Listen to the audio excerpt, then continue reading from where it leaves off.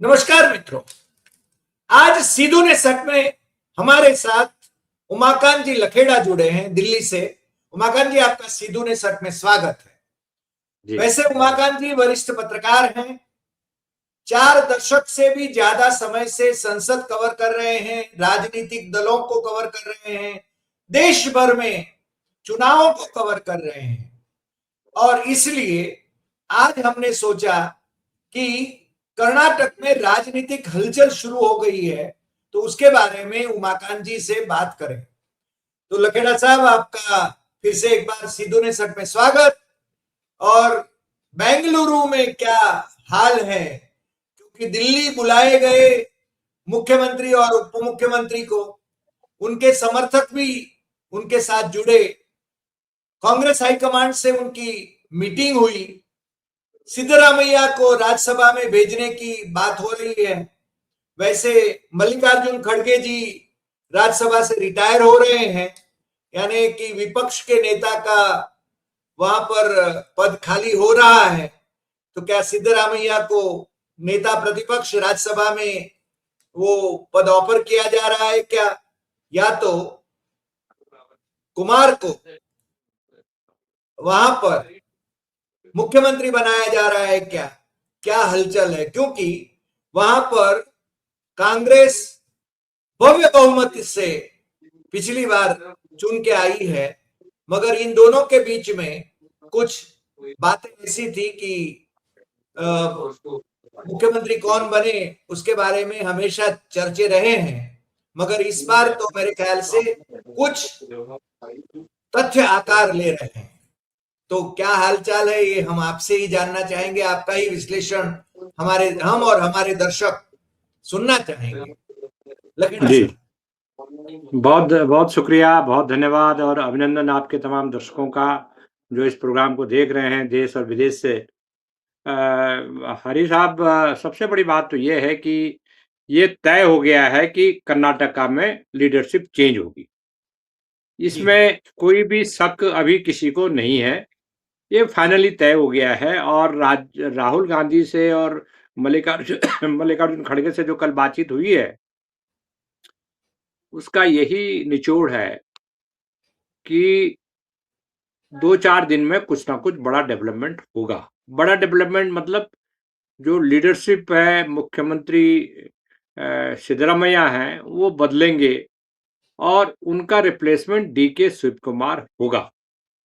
अब डीके शिव कुमार कांग्रेस आला कमान की मजबूरी है। इसलिए मजबूरी है कि पिछले 3 साल में कांग्रेस कर्नाटका के भीतर कोई ऐसा बड़ा नाम नहीं सामने आया जो आप किसी तीसरे का नाम भी लें डीके शिव कुमार के अलावा। दूसरी बात यह है कि सिद्धरामैया जब बने थे तो डीके शिव कुमार ने तब भी दावा पेश किया था, लेकिन डीके शिव कुमार कई तरह के ईडी, सीबीआई, इकोनॉमिक ऑफेंसेस के कई केसों में बीजेपी ने उनको फंसाया था। तो उस समय उनको समझाया गया है कि देखिए, आपके खिलाफ इतने केसेस चल रहे हैं, ये चल रहा है, तो बीजेपी आपकी भी हंटिंग करेगी और आपको काम नहीं करने देगी। तो शिव कुमार भी मान गए।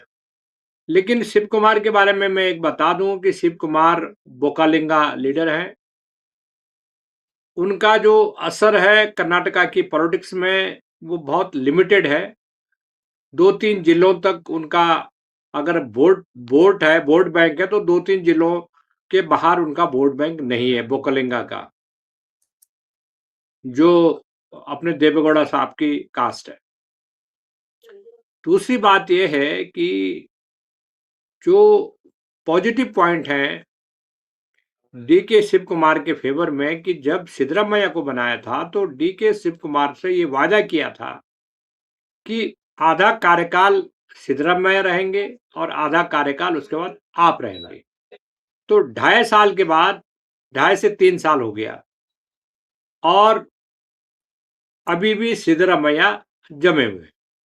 सिद्धरामैया एक, मैं कहता हूं कि कर्नाटका की पॉलिटिक्स में वो अजात शत्रु है। उनकी जो इमेज है, उनकी जो छवि है, उनका जो बीजेपी के खिलाफ उनकी जो आइडियोलॉजी है, जो विचारधारा है, और जिन पिछड़ी ओबीसी माइनॉरिटीज कास्ट में उनका सबसे बड़ा असर है, वो एक बहुत बड़ा, मैं कह रहा हूं कि वो उनकी सबसे बड़ी पूंजी है। और कांग्रेस भी ये चाहती है कि ऐसा ना हो कि जो आहिंदा कहते हैं उसको, आहिंदा जो यानी इनका गोपालक, समर्थक जैसे, गोपालक है। हाँ, या नहीं नहीं नहीं, आहिंदा जो अपने सिद्धरामैया जी का जो समर्थक वर्ग है कर्नाटका में, वो आहिंदा है। आहिंदा मतलब शॉर्ट फॉर्म में कहते हैं आहिंदा, जिसमें माइनॉरिटीज होती हैं, जिसमें ओबीसी होते हैं, जिसमें दलित होते हैं। और स्वयं इन स्वयं तीन गोपालक है ना। यस, इन हाँ इन तीन जो बड़ा बेस है कर्नाटका में, इनके अनडिस्प्यूटेड लीडर है सिद्धरामैया।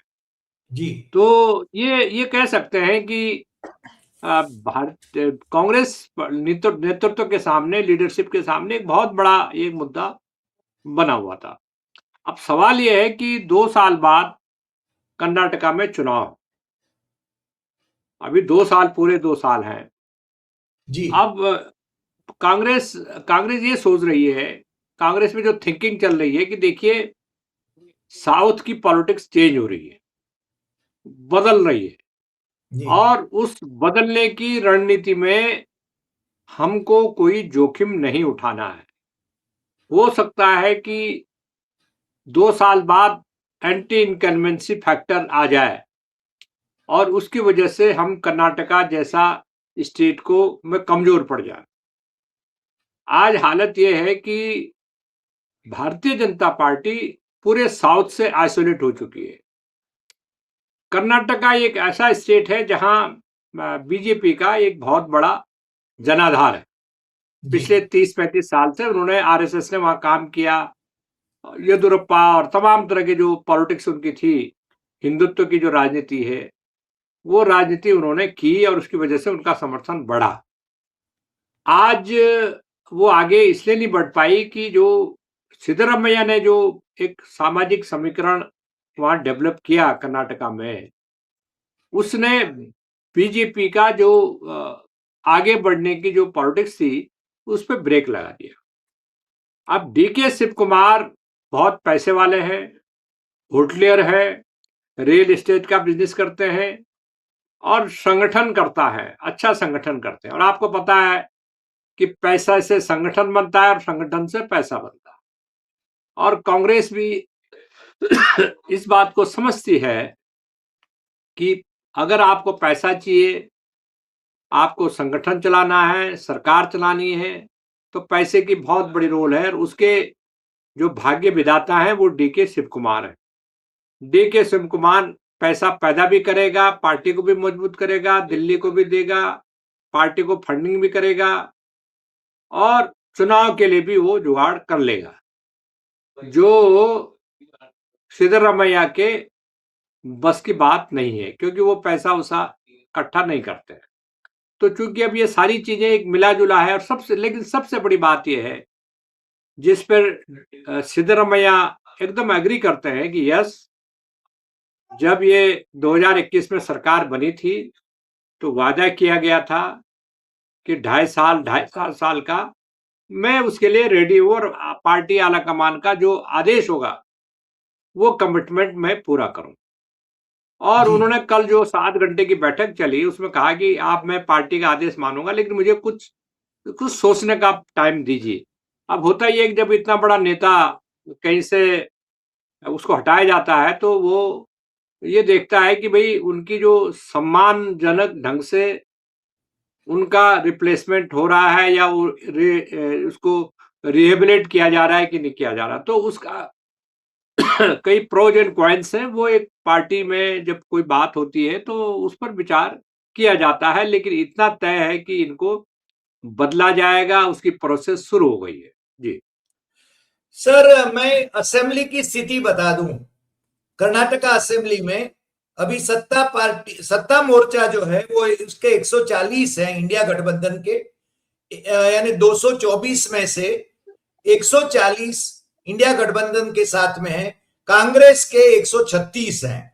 एसकेपी का 1 है, इंडिपेंडेंट 3 है, अपोजिशन में 82 है, एनडीए के 81 है, उसमें भाजपा के 63 है, जेडीएस वो उसके 18 है, इंडिपेंडेंट 1 है और 2 सीट वैकेंट है। मेरे ख्याल से भाजपा के पास येदियुरप्पा जैसा एक सीनियर लीडर रहा, जो कि मुख्यमंत्री था, मगर वो भ्रष्टाचार मूर्ति के नाते मशहूर है। मगर मोदी को राजनीति में भ्रष्टाचार मूर्तियों को साथ में लेकर चलने में कोई दिक्कत नहीं है। जैसे कि तमिलनाडु में भी उन्होंने अन्ना डीएमके के साथ में गठबंधन किया, जयललिता भ्रष्टाचार मूर्ति थी, उनके साथ गठबंधन करने में उनको कोई दिक्कत नहीं आई, ये हम जानते हैं। तो सर अब आगे इनका कहां पर प्लेसमेंट होगा सिद्धरामैया का? दूसरी बात, देखिए लिंगायत सब जो सही। है वो जी लिंगायत जी जी कम्युनिटी जो है उसका क्या जी। रुख होगा? देखिए एक बात मैं आपको बता दूं कि देखिए जातियों का जो जातियों की जो समीकरण होता है उसका एक रोल होता है, लेकिन उसका एक लिमिटेड रोल होता है। जाति के नाम पर आप उसको एक महिमा मंडित राष्ट्रीय स्तर पर आप नहीं कर सकते। जाति काम करती है, लेकिन इसलिए काम करती है जाति की, जिस जाति के आप हैं, क्या दूसरी जाति भी आपके साथ है या नहीं है। लेकिन मैं जी ये मानता हूं कि सिद्धरामैया जो उनकी सादगी है और जिस तरह से वो गांधीवादी हैं, कांग्रेस की विचारधारा, सोशल जस्टिस के कट्टर समर्थक हैं, उनकी क्लीन इमेज है और वो एक स्टालवार्ट है आज की तारीख में कांग्रेस के पास। तो सिद्धरामैया की जो पृष्ठभूमि है सोशलिस्ट है, तो वो कांग्रेस की बहुत बड़ी पूंजी है, खास तौर पर दक्षिण भारत में।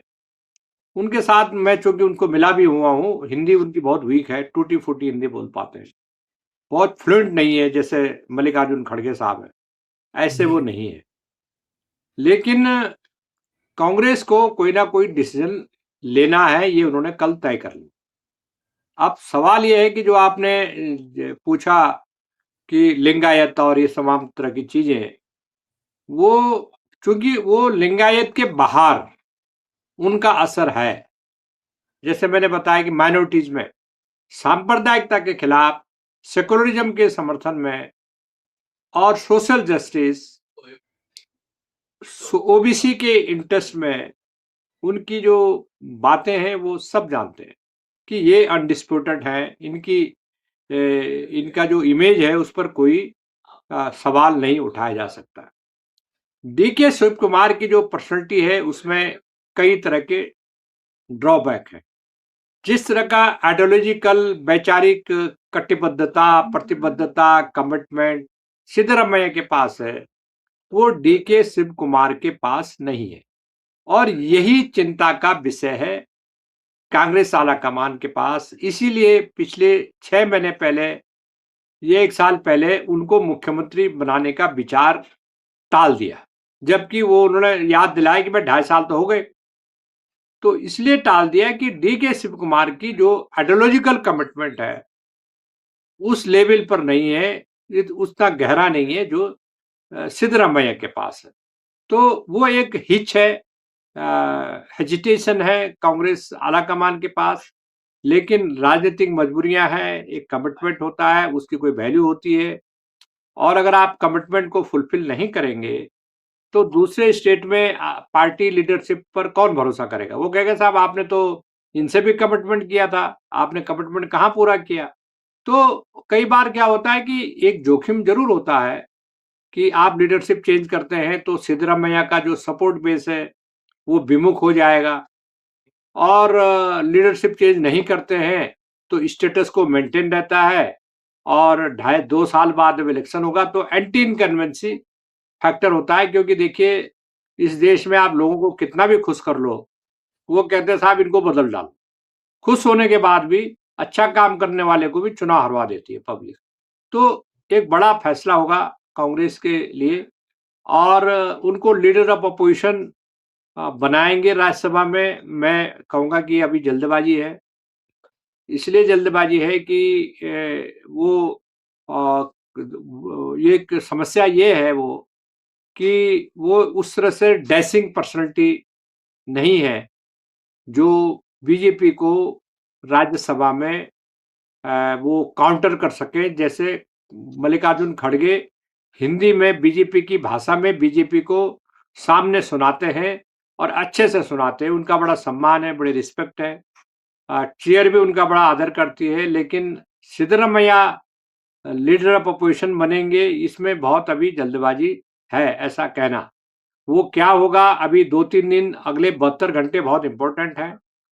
हो सकता है कल फैसला हो जाए, लेकिन जब फैसला होगा तो सिद्धरामैया का जो पूरी भूमिका होगी, 2028 का जो असेंबली इलेक्शंस होगा, उस असेंबली इलेक्शन तक टोटल चीज़ें सारी लिखित रूप में उनको दर्ज कर लिया जाएगा और उसके बाद ये सारी चीज़ें होंगी, ऐसा मुझे लगता है। जी।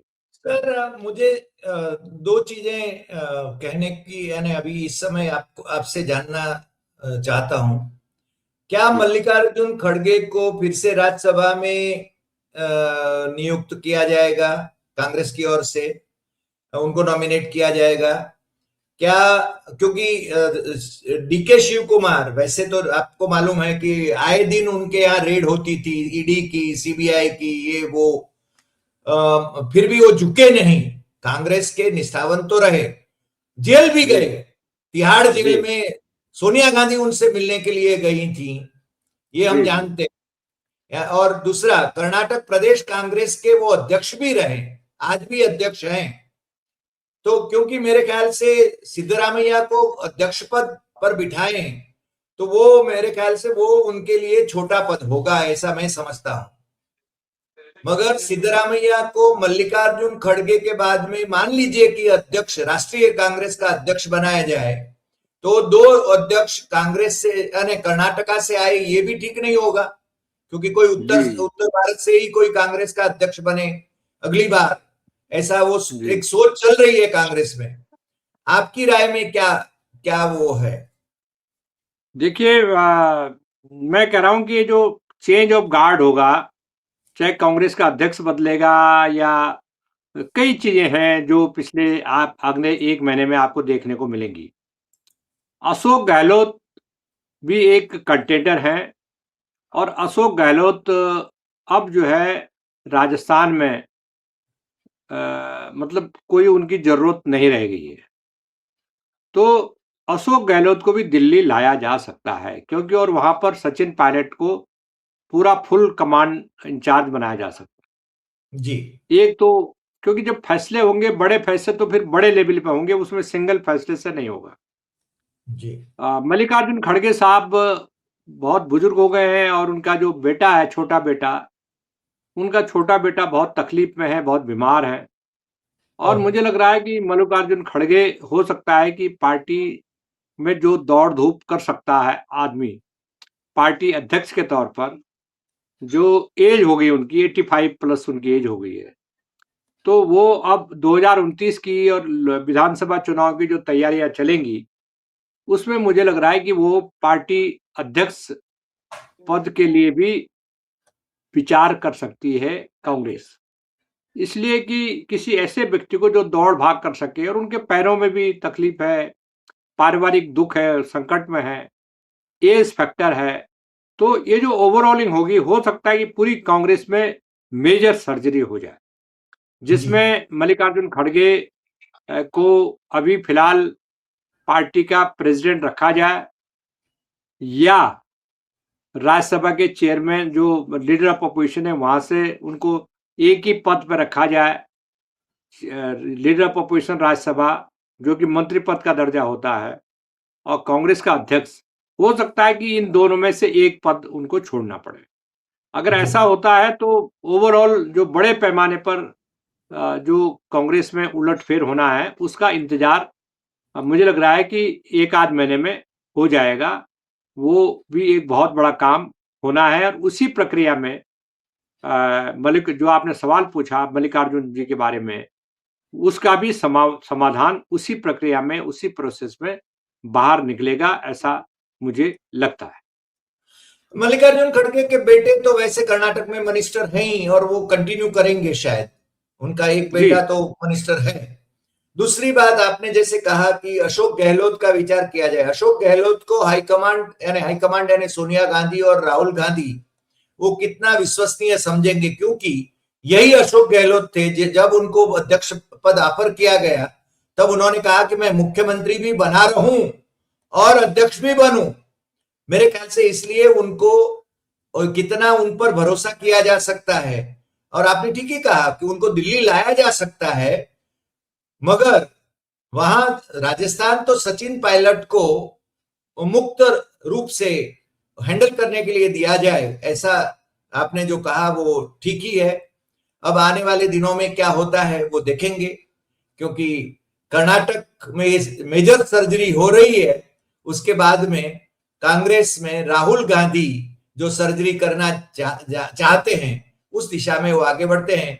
उसमें आसाम जैसा परिणाम आएगा या फिर अच्छा परिणाम आएगा केरला जैसा, ये वेणुगोपाल का क्या होगा, क्योंकि वेणुगोपाल की प्रतिष्ठा कोई अच्छी नहीं है कांग्रेस में भी, और वो पता नहीं क्या कर रहे हैं। वो मुख्यमंत्री बन के जाना चाहते थे मगर नहीं जा पाए, शायद उनको भी कहीं और जगह पर भेजा जाए ऐसा हमें लग रहा है।